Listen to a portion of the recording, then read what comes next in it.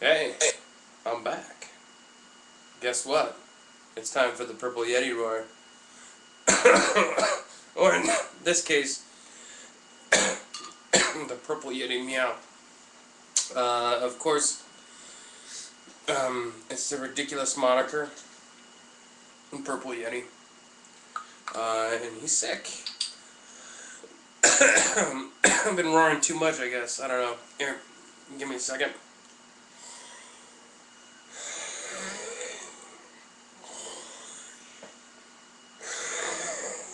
Third time's a charm.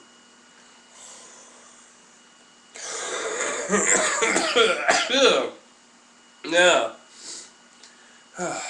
Okay, well, that's better. I have Kleenex and Zicam as backup just in case. Oh, yeah. I've been majorly sick, but I haven't been sick of college sports. Or college football, actually. And I've willed myself out of my lair, crawled into this chair, and decided to spend a couple more minutes talking about what happened last week in college football. And gosh darn, I'm going to survive it too. So, anyway, yeah, what happened in the last week? I don't know. I'm still struck by the soon-to-be announced merger between Conference USA and the Mountain West. It's going to be about 18 to 24 teams. That's a lot. And they're having a championship game in football, and then there also will be play-in games or playoffs, which is kind of ticklish. So that's coming up. I'm of course calling it the Voltron Conference because it's like Voltron, their powers combined. Either that or the Constructibots. So I'm still kind of thinking about that, and well, just where this is going to end with whole conference realignment. I know one thing's for sure.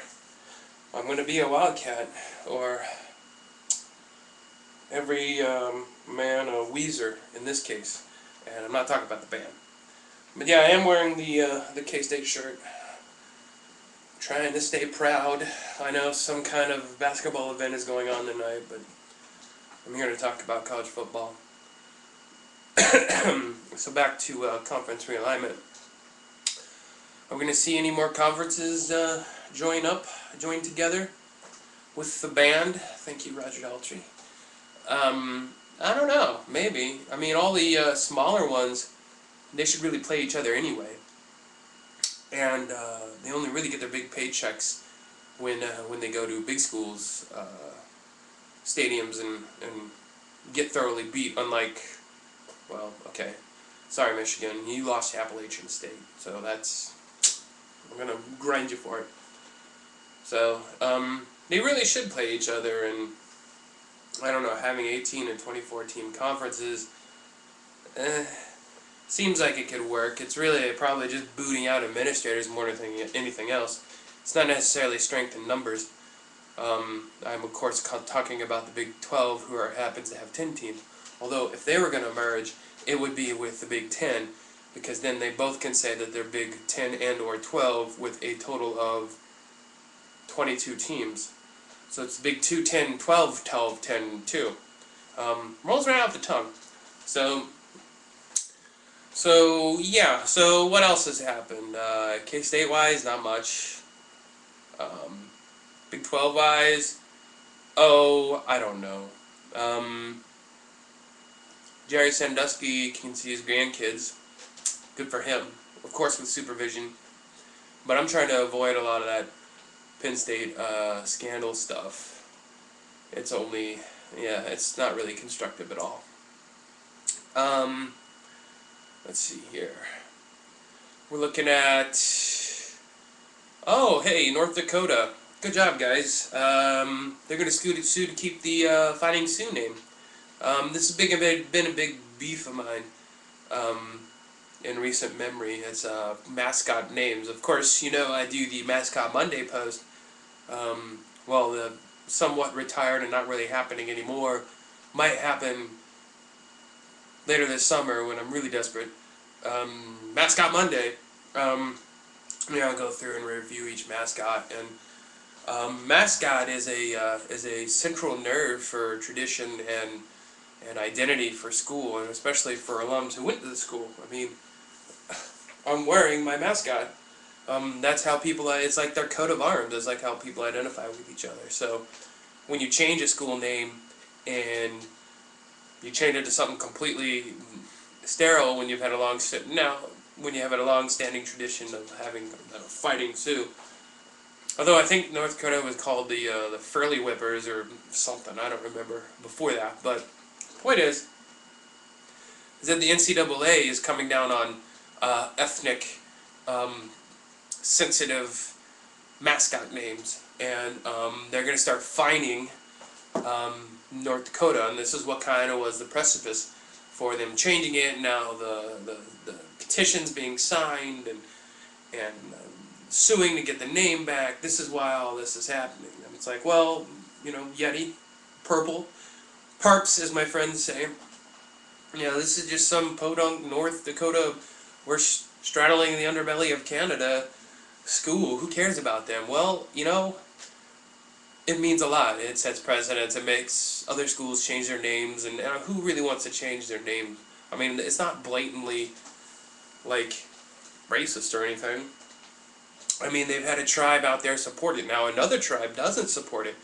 So now you have two different tribes with two different opinions. What that means to me is that you should just let it be. Okay? I mean, if people are already divided on it, why bother going around and just stirring up a bunch more dirt? But let's look at other schools who have similar kind of names. I mean, I believe Illinois is changing. I could be wrong on that. Correct me below and let me know. But Florida State got an exemption from a tribe. Wait, hold on. Let me drink my Indian water. Cures a lot of things. And Notre Dame is still the Fighting Irish, and for some reason that gets overlooked. Why is that? It's Irish and they're fighting. I mean, okay, I get it, fighting Irish, but I mean, is that some kind of derogatory term toward Irish people? I mean, do Irish people get in a lot of fights? I mean, we can go into stereotypes. Okay, no, we're not.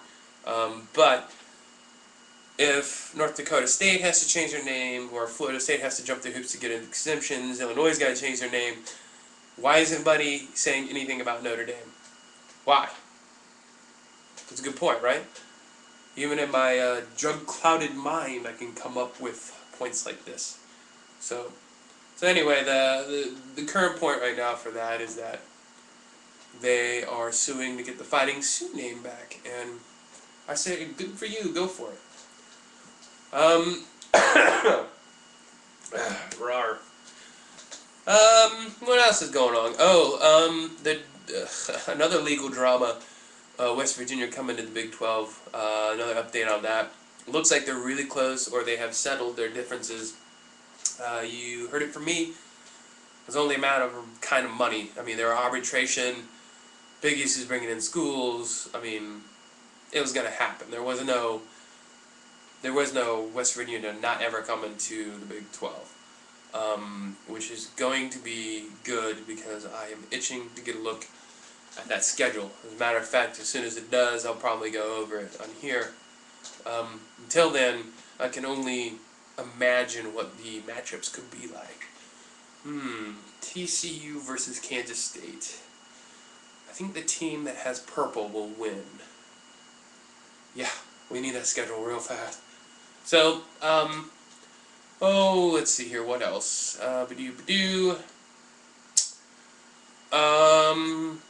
Spring practice is coming up, so on and so forth. The Big East, oh man, it's bringing in Memphis. That's another thing. Big East is bringing in Memphis. It seems like maybe Louisville might be leaving too, because I mean, Big East has what? Kentucky? Is that right? I could be wrong about that. But if they also have Memphis and then Louisville, that's what it is. Memphis and Louisville are in the Big East. That state's too small to have two schools. I think Louisville is going to end up in the Big 12, and this is just the first start of it. So, let's see here. Oh, Delaney, that wacky, crazy guy. He proposed. Big Ten is proposing having a 4-team playoff and then a championship game. What a joke! Come on. They're only really floating that out there just to say no later on. That's all that's really going on. I don't think if they're going to propose it, then they would say that the Rose Bowl can no longer be touched, or move the Big Ten championship game to the Rose Bowl. Which, well, no, that wouldn't help out the Pac-10. Dang these drugs. Anyway, so I don't know. I guess a playoff is coming eventually. I'm not too excited about it. I'm sure a lot of people will. I mean, it's what we like doing, right? We like changing everything for the sake of changing. You know, so we'll see a playoff and we're like, man, it's not as good as it used to be. Or it would be like, oh, it's college football, blah blah blah blah blah blah. Which what I do every Saturday anyway. So, man, I don't know if I don't have any more. I am tapped out. So, what's coming up in this next week? Nothing. Valentine's Day. Get your lady something good. And try to stay alive. That's what I'm going to do. I'm going to go crawl back in my lair and hibernate for another week. Hopefully I'll crack out of that and bounce back onto this little shindig with a little bit more fervor and energy. And a whole lot less mucus. So, till then, see you later.